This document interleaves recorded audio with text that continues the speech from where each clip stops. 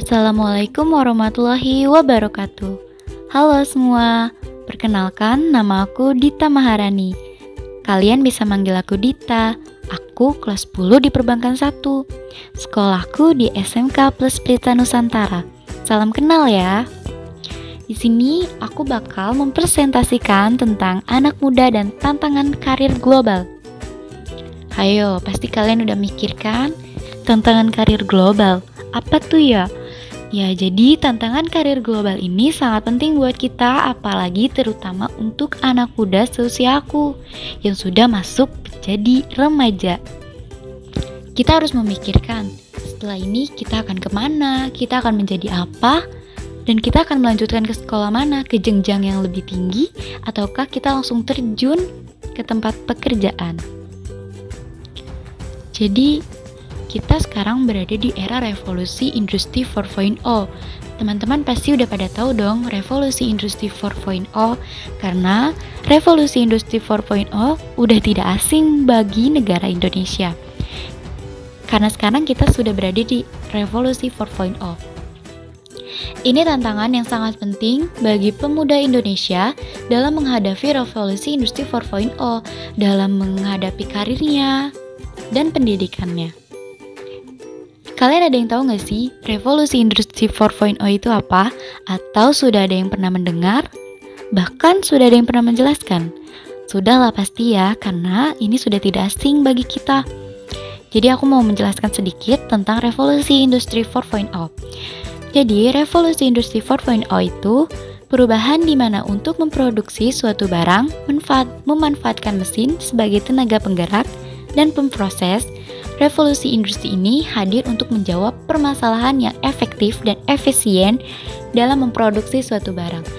Ya, banyak manfaat dari sisi revolusi industri 4.0 juga, dan banyak sisi negatif dari revolusi industri 4.0.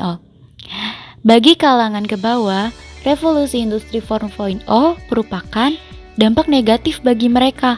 Pasalnya muncul rencana akan digantikan tenaga manusia oleh robot di perusahaan-perusahaan padat karya. Bahkan diprediksi tenaga robot yang telah didatangkan dari Cina ini dapat memangkas tenaga kerja manusia hingga 80%. Tenaga kerja mereka sudah tidak dibutuhkan lagi di perusahaan karena mereka digantikan oleh mesin-mesin yang canggih dari revolusi industri 4.0. Dan dampak positifnya banyak ya, terutama bagi anak muda, pendidikan, untuk meningkatkan ke jenjang yang lebih tinggi. Revolusi 4.0 juga mempunyai unsur-unsur utama loh. Di sini ada Internet of Things. Internet of Things, apa tuh? Internet of Things merupakan konsep di mana suatu alat atau fisik yang terkoneksi dengan jaringan internet. Sekarang tuh apa-apa harus internet ya. Terus, Augmented Reality.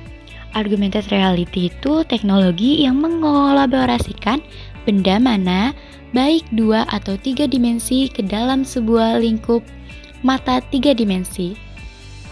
Tadi aku sudah menjelaskan unsur utama dari perkembangan revolusi industri 4.0. Di sini juga ada konsep dasar tentang perencanaan karir ya. Yang pertama, career path, career goal, career planning, dan career development.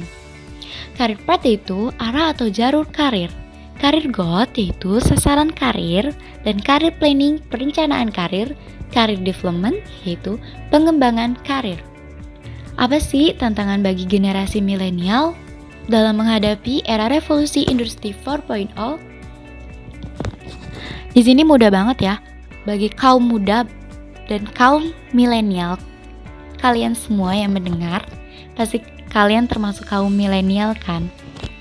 Jadi kaum milenial ini yang sudah terbiasa dengan jaringan internet, sosial media, dunia maya, perkumpulan dengan teman-teman, kalian akan terbiasa menghadapi revolusi industri 4.0, dan kalian harus menjadi change agent bagi Indonesia dalam menghadapi era revolusi industri 4.0.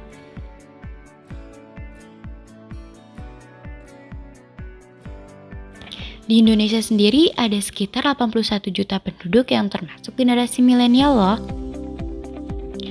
Pemuda harus menjadi change agent bagi Indonesia, karena pemuda sangat penting Pemuda dan semangatnya dibutuhkan sebagai change agent dalam berbagai sektor, termasuk sektor politik.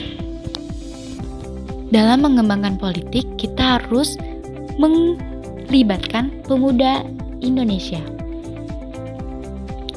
Apa sih dampak dari revolusi industri 4.0 dan cara mengatasinya? Dampak dari revolusi industri 4.0 yang pertama sih ada di dampak sosial. Dampak sosial ini sangat signifikan terhadap bidang sosial, sebab pada era ini seluruh proses produksi telah menggunakan mesin berteknologi canggih dan menggantikan peran manusia dalam dunia industri. Dampak di bidang politik, adanya digital memang dibutuhkan sebagai sarana pemenuhan terhadap permintaan barang dalam jumlah besar dengan harga yang mudah dijangkau masyarakat. Namun dampak era revolusi industri yang sangat besar adalah terhadap meningkatnya angka pengangguran yang berimbas pada perekonomian negara. Dampak di bidang ekonomi sendiri, terdapat banyak dampak era revolusi industri ini di bidang ekonomi, seperti harus mengeluarkan biaya yang lebih tinggi untuk mengimplementasikan industri 4.0 di perusahaan dan merubah model bisnis yang telah diterapkan. Selain itu, penggunaan teknologi baru akan menyebabkan kerugian pada investasi teknologi. Jadi kesimpulannya, fenomena ini bukanlah hal yang pertama kali terjadi, melainkan sudah kali keempat, sehingga adaptasi merupakan hal wajib yang harus dilakukan agar tidak tergilas oleh teknologi yang akan terus mengalami perkembangan.